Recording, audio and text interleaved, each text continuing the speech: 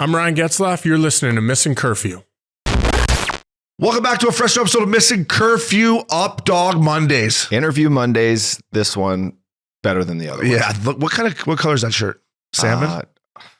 The fuck define it. That's what I say. This is it's colorful. You always impressed me with your colors, bro. Thanks, I got to be honest with you. You came in last year varsity. What'd you have? Victory green because the Eagles won. Now you got salmon because you're going to have some sashimi or whatever, but you're looking fresh, buddy. Thanks, man. I might go for after this, maybe a little lunch at Big Canyon. Yeah. And maybe I'll go for the bento box. You're a beauty. Up Dog, we got our boy Ryan Getzlaf in studio. We do. What a treat. Been playing some golf with him, playing some pickleball with him. Just gonna be fun to catch up with him here and have him in studio. When we got him, he spent the time between here and Nashville, but we got Ryan Getzlaf coming at you. My man, fella. Captain Getzy. Back up the Brinks truck. I wore this for you. I wore this for you because you backed it up a few times. What time are we playing? Pardon? What time are we playing today? 11. Do you put anything in your calendar, like a reminder of anything, or like? I got so much fucking the kids. And it's just, everyone has kids. You can't use kids as an excuse. You can't use kids. I have 4. The calendar, yeah. No, but I think like whenever she needs something, I put it in the calendar, and then all the rest I just fucking ad-lib it all. Yeah, see, I think you should start putting it like 9 o'clock in studio Getzlaf. You know? Oh yeah. No, I knew it was either 9 or 9:30.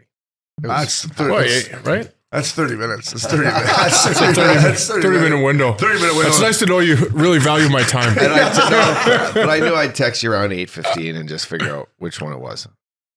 I know, but can I tell you something? About About those texts that you're starting to send me every morning to remind you? Start to irk me the wrong way a little bit. Like, no, but Are you not an assistant? Well, Is that your? I guess no. Is that not your gig? I guess so. He's like, hey, it's 9 o'clock. I'm like, no, but sometimes sometimes you're either running a couple minutes late, so I'll take more time with the kids or whatever. Who's running late?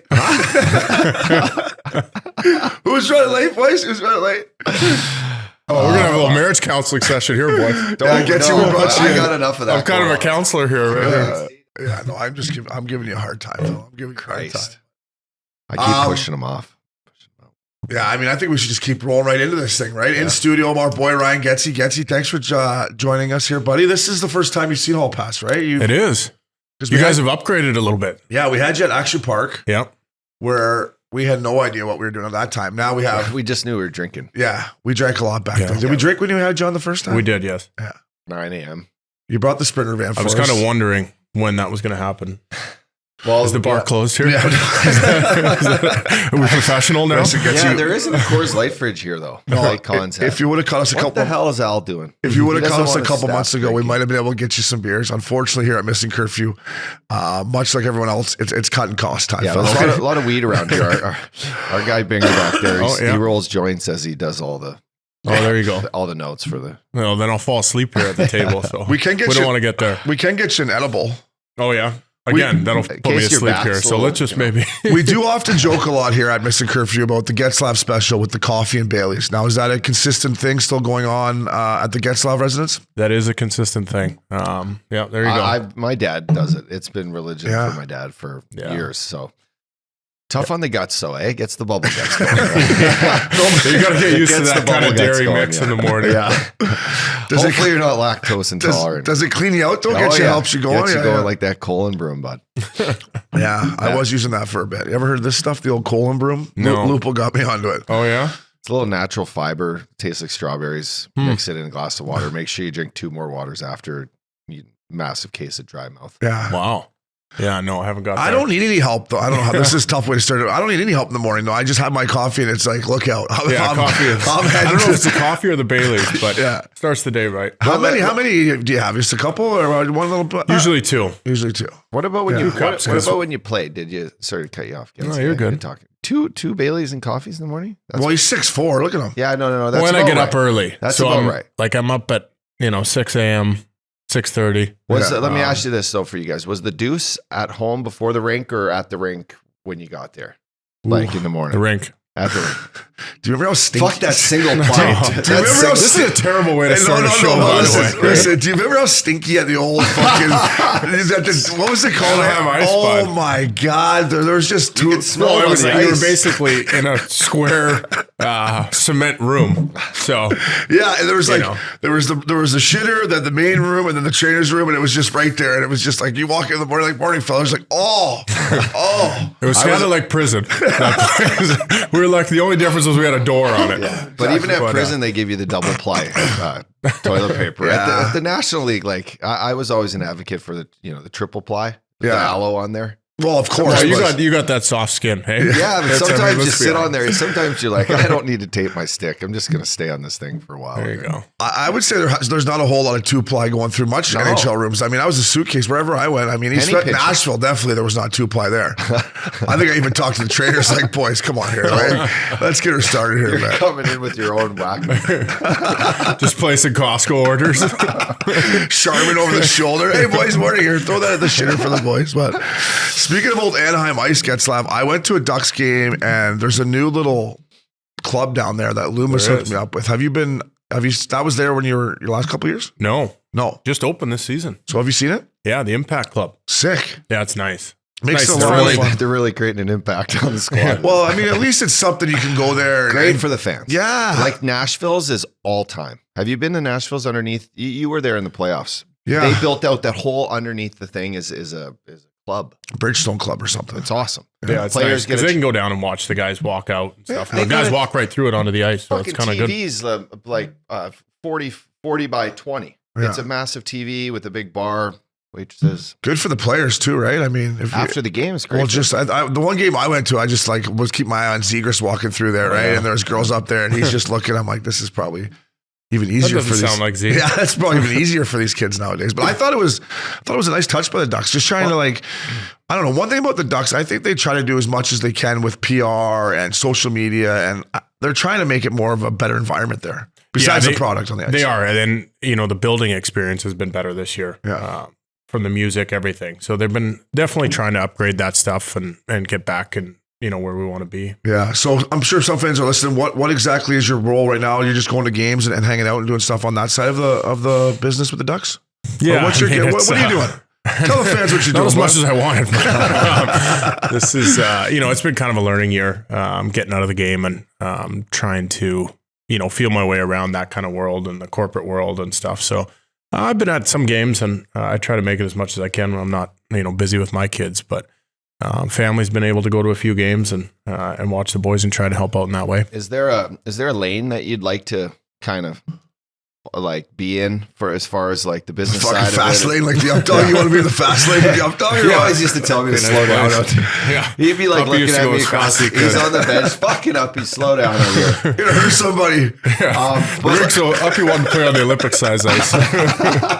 Kept running into the board. I was in my element overseas. Yeah, but no, I guess I asked because it took me a little bit of time. It took Obi time when we were done. Figure out what lane, if it's media, and I mean, if you want to jump in here, there's always a spot. Missin Curfew. We're looking to add a guy. Yeah, we sure are. I don't know if we can afford you, but and TNT's got a spot now too. You look good on camera. But anyway, there's, I guess for a player, and you've only been away from the game now a few months, half a season, but it takes a little bit of time to figure out what role in hockey or in the media that you'd like to be in. And have you kind of figured that out yet? I don't know if I've figured it out. I've been trying to just kind of feel my way around and experience a few different things. And I wanted to do a little bit more in the management side of things, but it hasn't really panned out this year as far as getting right into it. I kind of thought I wanted to step away, but the longer I was away, the months went by where I was just like, okay, I'd rather be doing something. I can't really not do anything. I'm a little bit too passionate about the game still, I think. So we'll see how the years go here. Do you miss the smell of the rink and stuff? Or you've been going to the rink, or what's the? Yeah, I miss the locker room. I miss being with the boys and stuff. I'm sure everybody does when they finish the game. Paychecks are. Yeah, I got a couple. What do you miss more, the dressing room or the paychecks, guys? That's a tough one. Somehow, the perfect world is you end up getting that buyout, that you just get for the next 10 years. The guy, the baseball player Davis. Imagine you were retired in the next 15 years. Bobby Bonilla. They're going to give you something like $2.5 million each year for the next 10 years. Yeah, that would have been nice to work out. Yeah, that would help retirement. Yeah. You'd be okay with that. I feel like, it's not a career until you get bought out. It's like, it's not. Yeah, that's true. It's not a career to you never bought out either, were you? No. How did you never get bought out? I don't know. Nobody woke up in the morning thinking, how did we sign this guy? How did Doug Armstrong not say fuck all? Fuck all. Like, it's not even worth buying him out. He's only making $750. How did Dale Talon not wake up and say, I'm cutting this guy the last 2 years to save me fucking whatever? You know what? You can thank Kotlowitz and Jerry for that one because I had it on my contract. I know. No termination. What? Yeah, and trust me, Jesus, your agents are better than mine. And trust me, Dino tried to fucking gas me about that. No matter what I do, no termination. We were all part of the Sports Corp, right? Is that what they're called? Jerry Joe, Manny. Yep. TSC. Not even they could save me at the end, though. And they were starting to feel. They tried hard, though. I said, Jerry, listen, buddy, I'm not expecting you to pull a rabbit out of the hat here, fella. Yeah. I mean, you can't reinvent the wheel for me, but no, they tried their best. When There's only so much an agent could do, bribe people. I know. I said, listen, can you change the last 3 years of my career? Because if we just go back, I think I got a chance. I could start this thing over for the last 3 years. Last 3? Okay, 5 maybe 5. Hey, you think back to those boys, like we met them when we were really young, obviously. Yeah. But can you imagine like the grind those guys, Western League, living in Edmonton, finding new young players, talking to their families. Beautiful in Edmonton, though. Yeah, especially this time of year. River Valley. Especially this time of year. When those leaves change and the water starts to, freeze. I was going to say what water. Even when I watch an Oilers game and they show downtown before the start of the third, I'm like, that's still, they're doing it better than it really looks, right? You look at it on TV. They've tried to clean it up. That rink cleaned it up a little bit at least. That's a sick part. Yeah. But it is beautiful in the summer, besides the mosquitoes and the... But it's nice that you can play golf. Those are mosquitoes. Birds. It's nice that you can play golf till 10 o'clock there. That's in the summer. That's that's a nice touch. Yeah. And you got cactus clubs and joys. And we used to go in for Loops' tournament every year, right? For 10 years straight. It was fun for 2 days, but I was ready to get the fuck out. Getzy's been up to the... I went to a golf tournament up in Fort Mac. We talked about this last time, I think. We did, yeah. Oh, boy. Oh, yeah, you got your little fucking... You got your little shitty bird. Yeah, you got me a nice private... We had a PJ. We went up there. We'll call it a PJ. We'll call that a jet? One propeller or two. One propeller or two. They had a safety one in the back in case it failed. You'd be flying around a circle like a one-legged duck with a one propeller. Getz, I want to know when... First of all, how happy were you when fitness day was going on and you didn't have to do it? Like, just talk me through, like, when you woke up and you knew those poor bastards. That's got to be one of the days when you're like, oh, this isn't bad. I'll have my 2 Baileys and coffee, hang out with my kids. Did that feel good? Because it felt good for me my first year. Did it ever? Yeah. I actually went by the rink. Did you? Just to always say hi to the boys. Just to rub it in a bit. Yeah. That was... I tried to get that in my contract the last couple of years that I didn't have to do fitness testing. You got to put it on. You actually got to be the guy looking at the guys while they're on the bike. Like, yeah. Come on, you pussy. Yeah. That's a worst day every single year. Every year. I used to dread it so much, but it was such a great feeling after, no?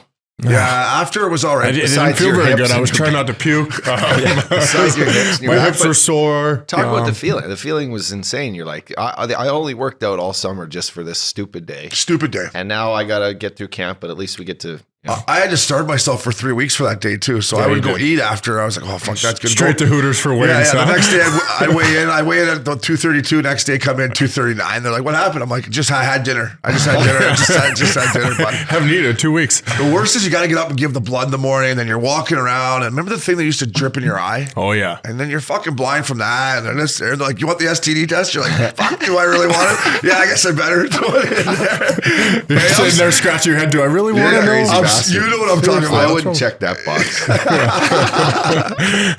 You like to just fly blind, eh? Yeah, like I said, it's a fresh slate at the start of the year. You don't, you don't even start off on the wrong foot. I would think about it. I'd be like, you better give it to me. There was a long couple weeks, right? I'm like, it's got to be 10 days. I'm like, fuck it. It's got to be. I got to have a clean bill of health. They notify me if something was wrong, right? They'd have to. They'd have to check with the trainer every once in a while.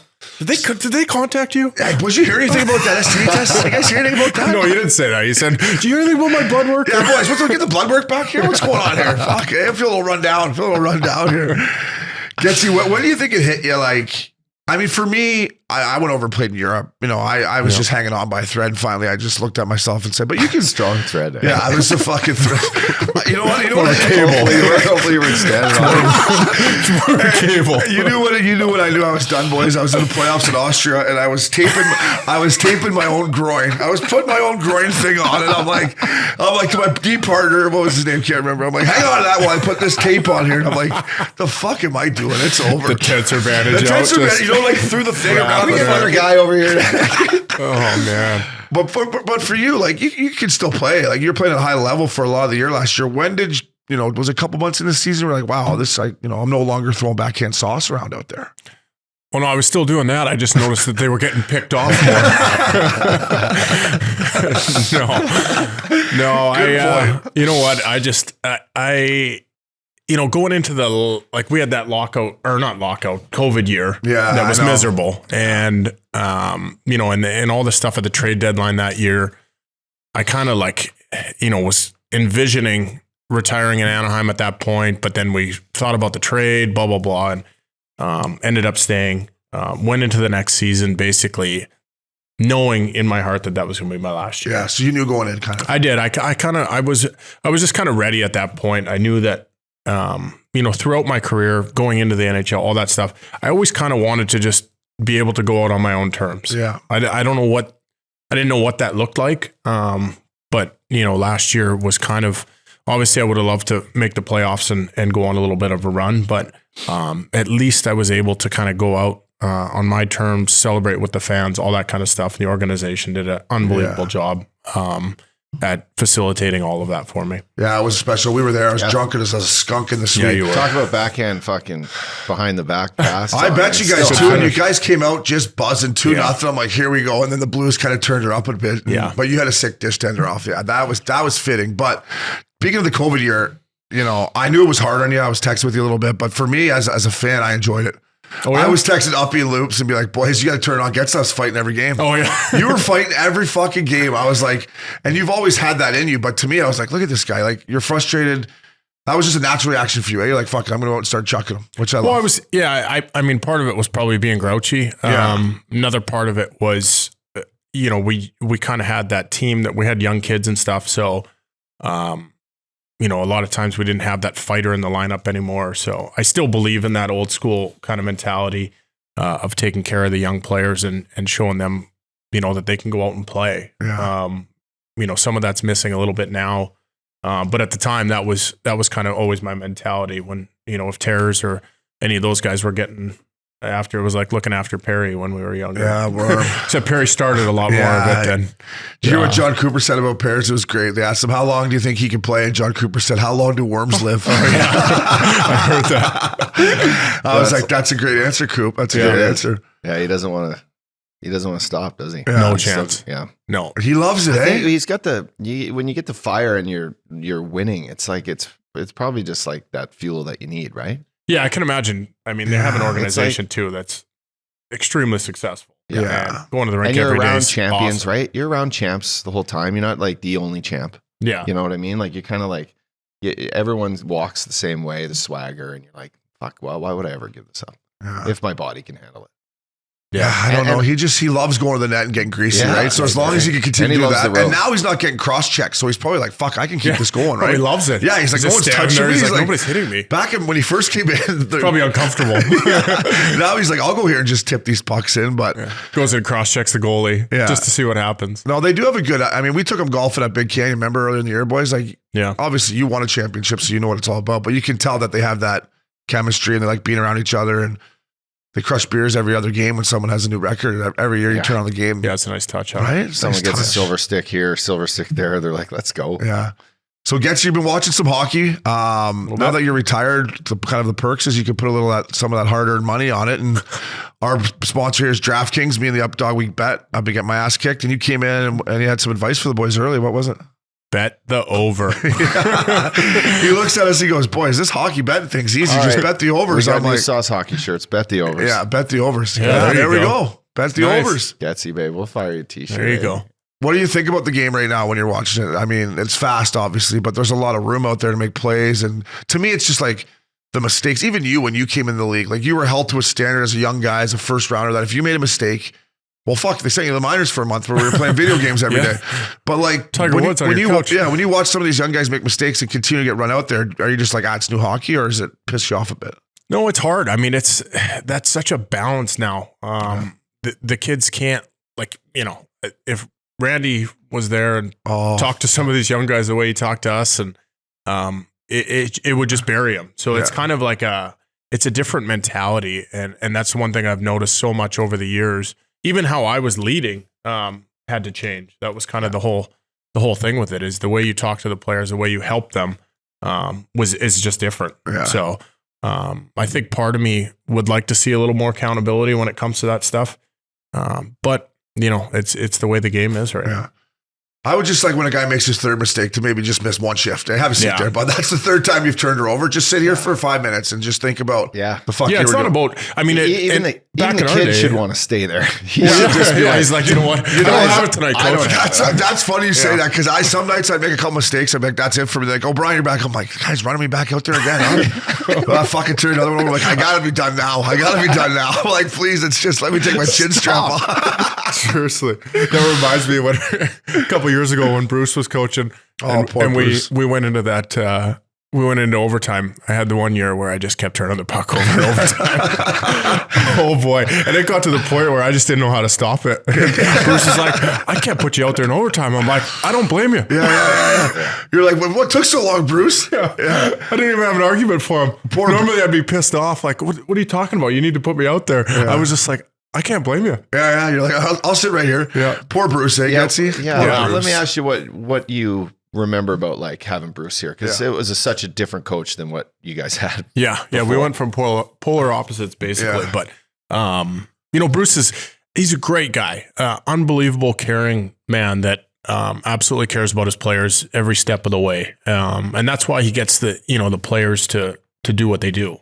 He's had so much success in the regular season, and I think that in doing that, it maybe hinders him a little bit in the playoffs.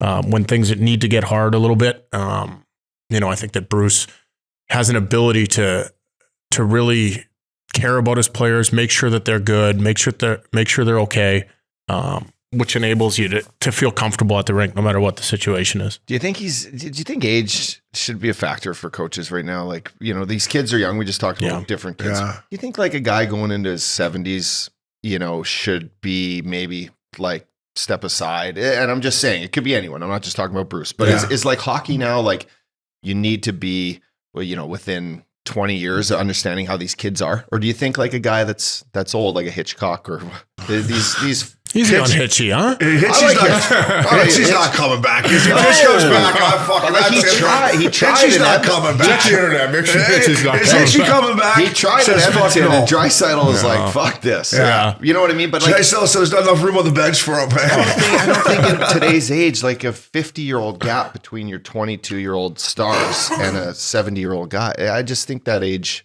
That's the hard thing with, I think, because most of the young players are the stars. Yeah. So you have to be able to deal with your star players. That's you're not talking in to any men. organization. You're not talking to men, right? So does coaching have any appeal to you? You know what? I never thought it would. Yeah. And Wardo's gonna give me shit if I ever start coaching, because I told him all the time I'm not coaching. There's too much stupid video. Yeah. You're right about that. But recently I've thought more about it, about hanging out with coaching staff a little bit. But I think it's just I want to make a difference. So like, I think from a coaching standpoint or management standpoint, I just want to be able to help the organization or something. Yeah. So I don't know if I could ever head coach, but I would be interested. And that brings me back to your point about the older coaches. I don't think it's bad to have an older coach, as long as he surrounds himself with people that can deal with the younger players. Yeah. Whether that be people recently out of the game, stuff like that. Where you have that experience of dealing with that new generation of player. Can't you talk about Bruce and those teams you had? Obviously, you won one young when you're in the league, but you guys had some good teams for a lot of years. And if it wasn't maybe for the Kings and Blackhawks, like now that you've been away from the game for half a year, do you look back on those teams and be like, do you respect how good they were? You're like, fuck, I could have another one or two here. Like those teams you guys had each year were so far. I mean, there was a stat, the Calgary Flames from the years you played, you guys went like 20-1 against them or 20-0 against them. Like that's how dominant you guys were. Yeah, that was a rough stat, but I was like Calgary. I won loss there. I was like, I chipped into that. Mine was part of that record. -1. The Honda Center played 7 minutes. There's a Hitman jersey, fucking Getzlaf jersey up in the rafters there. Yeah, exactly. No, it does. I mean, you look back. The biggest thing that it made me do was look back to like how close you are and how those one or two decisions or one or two things can make such a difference. And there was a couple years where I wish we were a little bit more aggressive, whether it be a trade deadline or whatever it was, that I thought, if we just added one piece. But it's easy to look back and say that now. I guess more like the pride and the consistent factor of how consistent you were and your team was. And every year, me and this guy are waiting to get in. I'm trying to get into Lupo's place. Cogs is living there. He's waiting for Fowler's place. I'm thinking, fuck, I'm cheering for the Ducks here, but I'm kind of, like I wouldn't need a place to live. Fuck, I'm staying with Loops. I'm trying to have girls over. This is tough. Yeah. Right. But just the consistent factor of every year, it seemed like you guys were going to conference finals. Like to me, it's hard enough to get in. Yeah. Let alone to go to conference finals year after year or whatever you guys were doing. Yeah, it was nice. I mean, I like we were talking about before with Tampa, like they just have that, that organization right now that's going through those guys, that core group of guys are just pushing that team every year. And that's how I felt for a long time was that no matter what, we went into training camp, with the expectation to make the playoffs. And then once you're in, you kind of do whatever you do. But, it was great. It made hockey fun for a long time. Yeah. And say what you want about the Honda Center now. I was thinking this because it was rocking for your last game. It was. And it gets a bad rap now, but back in the day when you guys were making those marches and winning cups, that place would get going. Well, and that's the problem. It's Orange County. Yeah. It doesn't matter, or not even Orange County. It doesn't matter if you're the Lakers or anybody. If you're not winning, there's a lot to do here. So it makes it tough, and bless them down at the Honda Center, trying new things to get people in the building while they're going through this transition. Yeah. I wanted to ask you, Getzy, we spoke about it earlier about leaving on your own terms, and that night was awesome. If Patty Kane and Jonathan Toews were to call you and ask you your experience with making that decision, what would you tell these guys? Great question. That might be his best question ever. Okay, go ahead. No, because they're obviously, their mind is probably going through the exact same question. thing you just recently went through, and them, they got 3 cups each. Their families are there. They've gave their life to the Blackhawks. Is there anything you'd tell these guys about your experience here with the Ducks? I would just say, if they plan on playing, I think that, going somewhere else isn't the worst thing in the world. I think that I took a lot of pride in staying where I was, and being in Anaheim and finishing in Anaheim. I don't know that that's for everybody. I think the passion of the game, I look back now and think that had I gone somewhere else, I probably would end up playing 4 or 5 more years. Yeah. So it's kind of hard to say. Like, I think that if the passion for the game is still there and you want to, that can be a renewed passion. They're obviously in a big transition where it doesn't look great. So I guess it's hard to say really, because it's, you have to balance those two things. But I would say if you do want to continue to play, there's probably a good chance that you're going to go get another contract and you're going to kind of get a renewed life into the game and passion for it. Yeah, I think it just opens up a completely different door that you've never had open before. Yeah. With life experiences for like your family and your kids, and who knows, right? It could lead to another 4 years if your body holds up. Yeah. To me, I always think that what you built here and what they've built there will always be there. Yeah. When I look at it from like the outside looking in and not being able to make that decision, obviously I played on 7 teams, but I look at it and I go, you have created a lifetime of memories here. It'll always be here. Fans will always love you. The door will always be open for you. If your body holds up for it and you have that, make that hard decision to go somewhere else, it's like, wow, this team wants me to fucking help lead them to another Stanley Cup. So it's a big thing, and these guys have some decisions to make. They do, and it's, I don't want to say I don't have any regrets in doing what I did, but I guess looking back, I think that, like, I like what you said, because I think it will always be there, and in your mind, you kind of vision it like, if I leave, is this all gone? Yeah. Like, is this whole legacy kind of gone? And the reality is it's probably not. You've been there for that long and did what you did. So, hey, it's a nice feeling. Like I went into free agency. I didn't even sign till the day of free agency. And it was a great feeling having teams calling. And, I never went through that ever in my career where I talked to other teams. So it does give you that sense that people want you again. And a lot of times when you're in an organization for too long, they take advantage of you. They get comfortable with the fact that you're just going to be be So there's two different ends to that feeling on free agency, by the way. There right? is. There's another feeling where the phone doesn't ring. Hey? You're having a barbecue at the home. Maybe you're having a barbecue. Maybe you got some friends over, right? You're like, is this thing fucking on here, boys? Or not here? Is this thing on? Dad, we got no service at the house. What's going on here? Pay the Wi-Fi bill, Peter. What the fuck's going on here? But it's a great question by the Updog. And I've known you a long time, and when I looked at it, I wanted you to play in the playoffs one more time is how I looked at it. I was like, I wanted to see you play playoff hockey.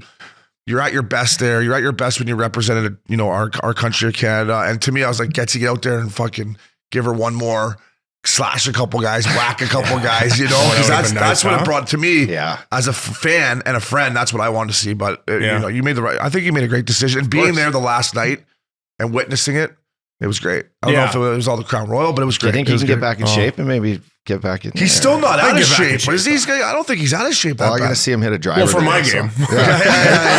I'm in good enough shape to slow the game down. I think he could play for Tampa. They slow it right down. Nice. Should we text Coop? Me and Worm, hey? Text Coop. Getzlaf, how's this line? Getzlaf, Perry Maroon. We get the band back together. That'd be the greatest line in hockey. What do you call an old Ducks? Yeah. We'd have a nice time. Getzy, obviously I brought up Canada when you represented, I've never seen you back check so hard when you put that Maple Leaf on your shirt. But I remember watching you in Vancouver. I was at the Russia-Canada game. I tell up you a lot. That's the best hockey game I've ever been to. But Connor Bedard, a lot of talk's been around him. I know you watched him a little bit as a superstar player and a guy that's going to be a Hall of Famer. What do you think of him? I know he's only 17, but what do you think of him watching him on a small sample size? Yeah, I thought he did good. It's hard to really compare because I don't think I had the attention he has. I don't know what it's like to be looked at as the next McDavid or Crosby or whatever it is. He's obviously dealing with it in his own way and has done a pretty good job. Yeah.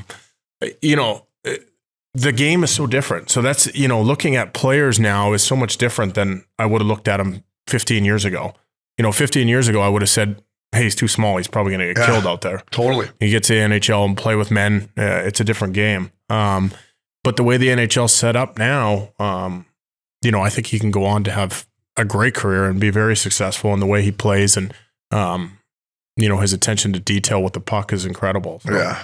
To me, I can't believe I'm going to use this talking about someone's speed when it comes to talking speed here because I wasn't exactly a speedster. Does his lack of speed, because you talked about it, McDavid, McKinnon, it's just fast go, and he likes to slow it down, and I love to watch it, but if you're a scout or you're a future GM or whatever, if you're looking at that, you're like, can he keep up? Or is he just going to play at his pace and he's that much smarter than everyone else? Time will tell, I guess. Exactly. Yeah. It's hard to understand that because just for the record, I got called slow a lot in my life too. So I know, but that's because you had your wallet in the back of your pants. Dragging your around. I'm like, Getzlaf, you got hundreds falling out of your fucking pants out here, bud. Yeah, and you're a 6'4" farm boy, so there's a little weight to be. Well, yeah, and you look slow when you're taller too.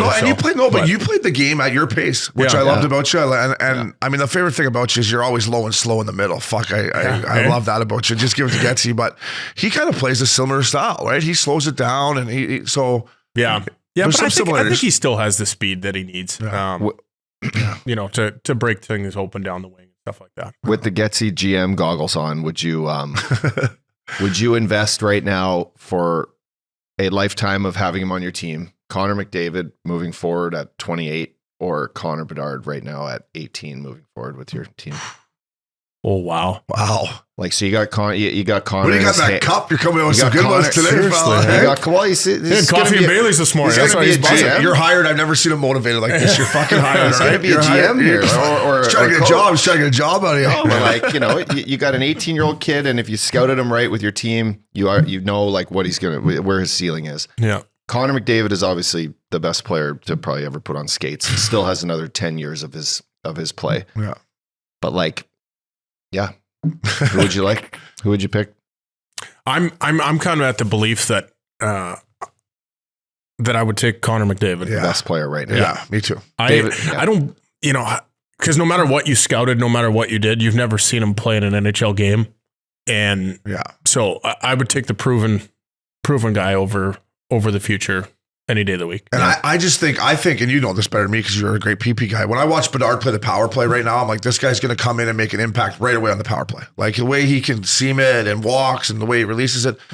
5-on-5, I mean, he's only 17. He's about to be 18. I know he's young. I don't know if 5-on-5 he's going to jump in like Connor McDavid did. So if you're going to have Connor McDavid right now, 28, I think Bedard's going to be a star, but it's going to take him some time to be a fucking superstar. And this same argument was going on when Sidney Crosby was at his age and Connor was coming and Connor McDavid was coming in. This question was probably asked scouts like, well, is he going to be Sidney Crosby? Can he be, a guy that leads a team to Stanley Cup, and will he win Hart trophies and scoring titles?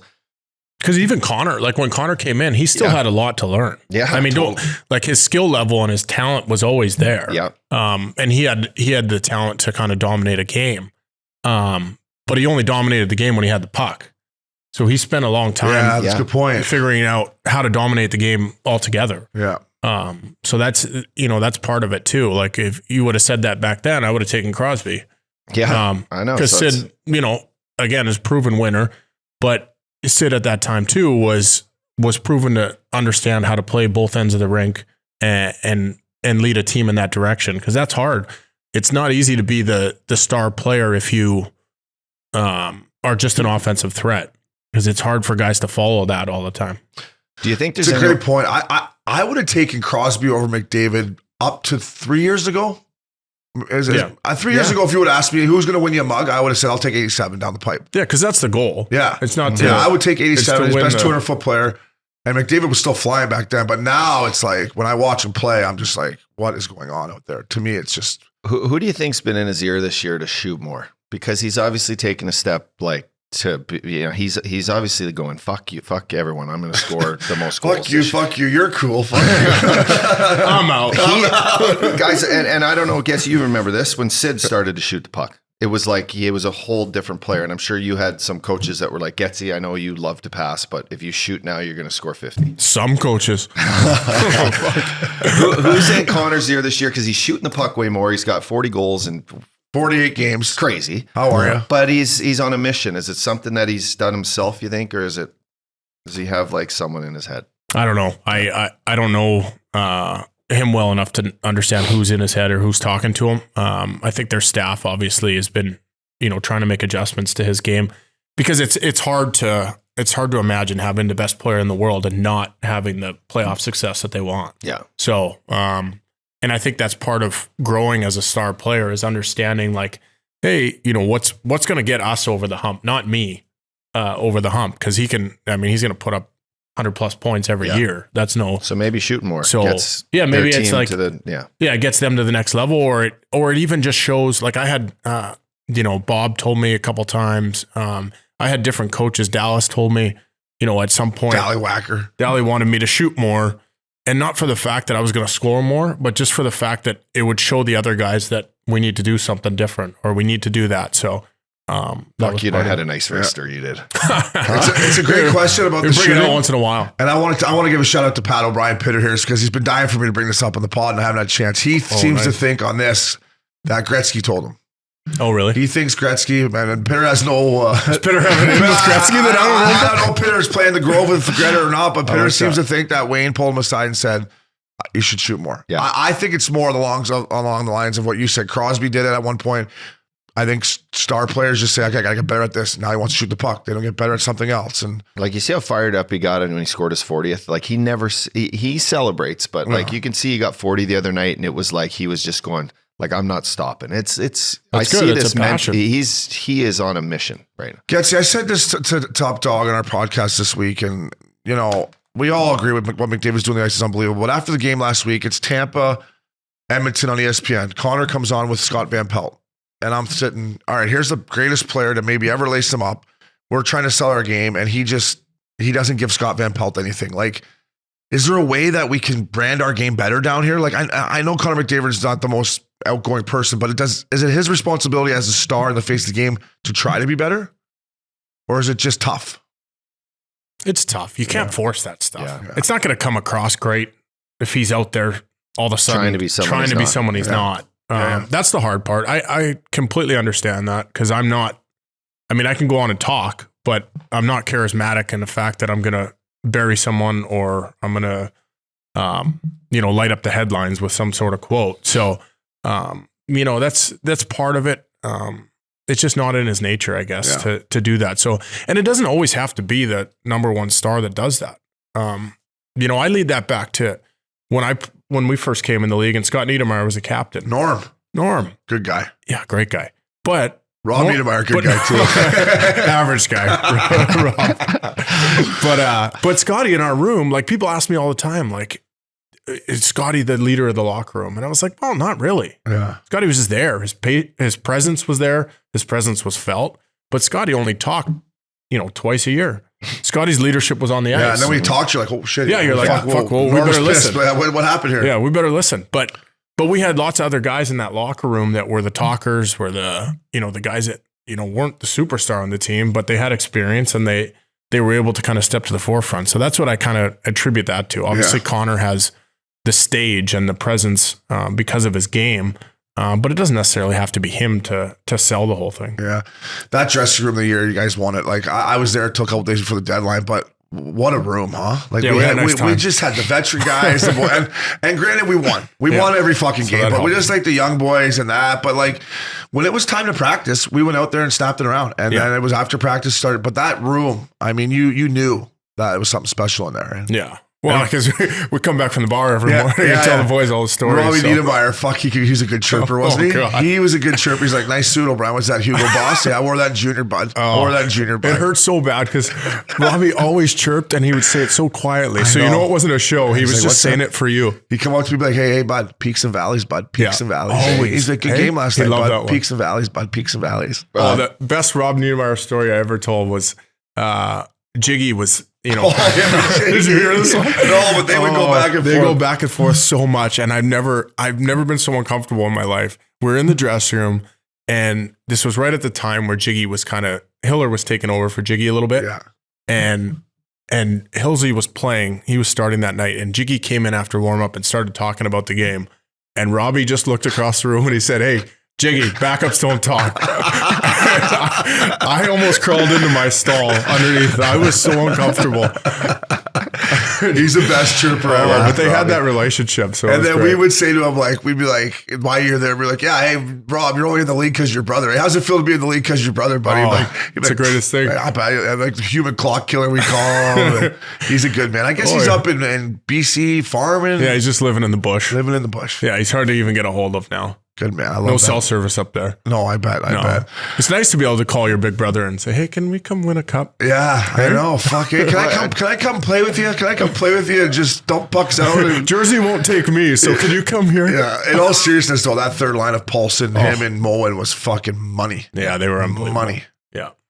Great. What's your? This is just talking about old school days. What's your first National League moment that you felt like when you think back, like when you're first? I think you started your first game was in Chicago, right? It was. Look at you.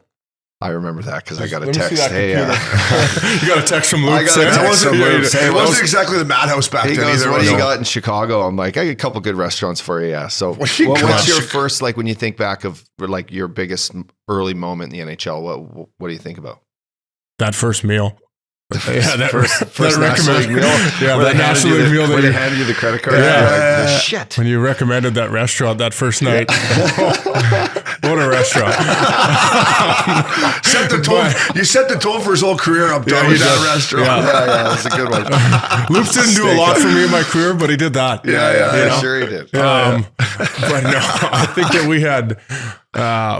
that first game was incredible. Obviously, like you said, it wasn't really the madhouse back then. No. But it still holds that special place. I think that I loved going back there all the time. Yeah. Did you score? Yeah. In that game? No. I didn't score. You scored your first one in Detroit. I didn't score very much. Didn't you score your first one in Detroit? The Joe. Yeah, I remember that. I liked you at 51, by the way. 51 in the eggplant teal. Score that on Hasek? No visor. No, I think it was Legacy. I think Manny was in that night. Manny Legacy. I think so. Manny Legacy. Yeah, I like the old teal and eggplant. They were nice. They were nice. 51. What was Pears wearing back then? 61 or something? Gloves. Yeah, 61 Pears is 61. wearing. Pears should be wearing 61 right now. Pears, he got just manhandled the other night. Down in the corner, comes up. He's just motherfucking the ref. Just up and down on him. They're like, get in the box. Who was it? Where were they playing? Vancouver? Speaking of rivalries, that Canucks Blackhawks isn't quite as chippy as it used to be. I was watching the game last night. I'm like, Where's Boley? Where's Boley slash the Twins? Yeah. Where's Buff? Where's Biexkin? Where's Burrow's spitting on Keith? Like, what's going on here? This is brutal. But Getzy, let's talk about pickleball, brother. Oh, you know, I listen. Me and Updog, we played in a pickleball tournament the other week. Oh yeah, how'd it go? We got great. We got work. Really? He almost tore his Achilles. I sprayed my ankle. Yeah, we got worked. It was the best. You guys are getting old, huh? It was the best pickleball players at the course. Oh yeah. Yeah. Well, no. We weren't there, but you've picked the game up quickly. No respect. The guys are like, the guys at the club are like, fucking Getzlaf. 2 weeks. I'm like, buddy, he's gonna be Hall of Famer. Like, but fun game, huh? Is it not a fun game? I love it. Yeah, it keeps you moving. Getting out there. Our problem is we probably talk too much sometimes. Way too much. Yeah. Mid-play. That's the problem. We're not talking in between. Mid-play where you're yelling about something stupid. Yeah. That's the time I get to see us, so I'm just bullshitting with him. Eh? He's like, let's focus. Like, we've given up some like 8-1 leads where I look and he's like, okay, we better start digging in here. Yeah, I'm like, you want to do something? Stop yelling at caddies when they go by. This guy's best friends are the caddies. It's unbelievable. Listen, I get along better at Big Canyon with the caddies and the staff than I do the members. Yeah. They're more my people, right? They're more my people. Like, I can't wait to see it come in there one day and you're wearing the shirt and name tag and serving us breakfast. No, listen, you may see one day is me caddying. You may be texting me saying, "Gels, you want to loop?" I'll say, "Fucking right." Instead of losing 500, you got to give me 100. Yeah. You got to give me 200. That's awesome. Nice day. I caddied the other day. Nice day. My buddy Brent Biscoe. You caddied? I did. Where at? We were out in Marietta. What was it, qualifying for something? Qualifier for the farmers. Oh, nice. Yeah. That's this weekend. No.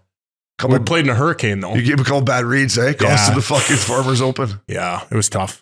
Was he bad read? Was he grinding or was he? Oh, it was 25 mile an hour wind. Yeah, so it was brutal. That's when you're like, boys, should we just play tomorrow? Like, just calm down a bit here. Especially when you're caddying. I'm like, I gotta carry this bag. I got mitts on. I'm in California. Hey, how like, many times? To be honest, how many times was he hitting like a shot, and you're like, I could hit this better than him right now? Oh, every chip that he made. Yeah, you're like, I got this. Oh, every chip is national. And he was struggling. Really? That was our only problem. The chipping and putting. Let's talk about. I got something in my notes here. Let's talk about the putting stroke. Okay, listen, like most have notes. Yeah, most times you're on my team. So, but like, if there was one thing a scouting report, right? Like O'Brien's slow, takes a lot of penalties, can't get him out of the bar.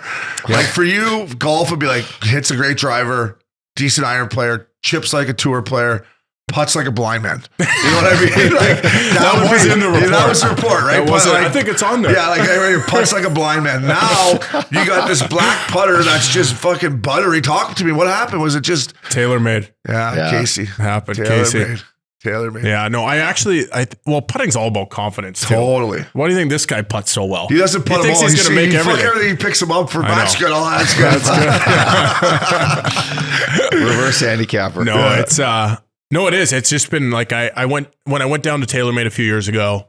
I got to I worked with the guy for half an hour the one day, and he kind of just was like, he's like, your putting stroke's great. He's like, why aren't you putting well? And I was like, I don't know. I thought my putting stroke sucked, so it kind of just changed. And I think I got a little. You roll a couple. It can go both ways, but. It's really helped me. Well, I'll tell you what, I like you to roll a couple in on that fella right there over there today when we head to the golf course here, because maybe we'll pull out the chipper on 18 again. We got 6 guys today. That's what I heard. 6 guys, yeah. A couple legends. We're going to play for Jim Abbott, Benny McAllister, a legend for different reasons, but much different. Yeah, I get you. We're gonna let you go here. We can do this all day with you, but how's the family? We're going to go to the golf course. Go ahead. Well, no, but I don't want to. We're going back serious talk. You guys want to do that for a second? Okay, let's get. I just love the fucking motivation. Did you guys hear this? That the NHLPA is currently voting for a replacement for Donald Fear. I did. Yeah. Currently, right now, I think in a couple of weeks. Yeah. Do you think it's time, Getzy, that the NHL has a vote to replace Gary Bettman? Whoa. That's a hard one to address because I think do you think he's still got it figured out? Like, is he still the guy? Does the NHL, maybe it's time they switch it up? Yeah, I think it goes back to the same way I feel about the coaching thing. Having an old guy at the helm is fine as long as you have young youth coming in. Yeah.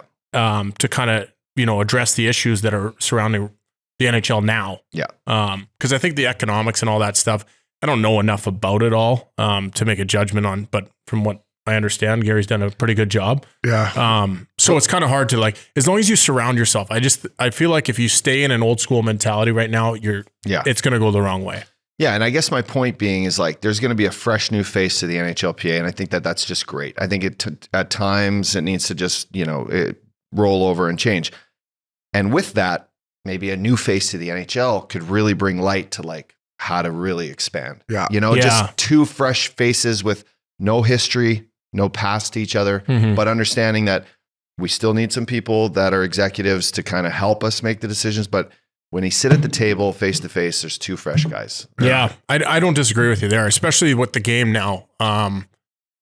And the world now. Yeah. To grow the game, it's marketing. Yeah. You have to be able to market. Yeah. Because it's so accessible now everywhere in the world, not just in North America, that if you can get someone that can understand how to market at this level with these kids, I think you can change the game. Yeah, and I think, listen, I mean, deep down I hate Gary, right? Fucking that last lockout. Are you kidding me? I just signed a 3-year ticky. I was like, what's going on here? Let's just play. I still don't know what they got and we didn't get. We just didn't. You signed a 3-year deal where? Yeah. Shout out to Greg Sherman. That baby Sherman in Denver, 3 years, buddy. I feel like you made a call to Gary and said, I made a mistake. I made a mistake. Can we just lock these guys out for a little while? He was backing up the Brinks truck. I was backing up the Brinks truck in Denver. And then that lockout hits and it's just I think Gary's done a great job on the owner's side. Yeah. But I'm with you. The hard cap, it's something they got to look at. To me, when you can't call guys up and down and this and that, the hard those cap rules to me have gotten too complicated. Fuck. To me, when I watch the game right now, and I get it, COVID has affected the cap,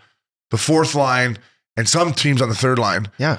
It's watered down to me. It's guys that I don't think would be in the league if the cap wasn't so, I think it'd still be veteran guys that could, they could squeeze them in with a luxury tax or this and that, and the product would be better. And then if your fucking guys are hurt, you can call someone up from the minor league. You don't have to, stuff like that. I think a new commissioner, if you come in, would maybe look at and help grow the game and make the product on the ice better.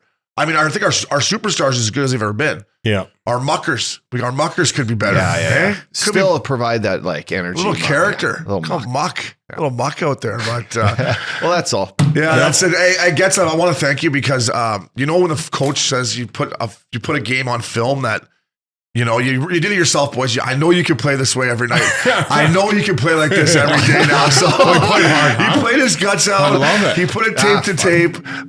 Getzy, we love you, obviously, buddy. Let's try to do this a little bit more. But first and foremost, let's go get these guys on the golf course today. Love that. We're going after them. Thanks, Getzy. Thanks, You the man, boys. bud. My man.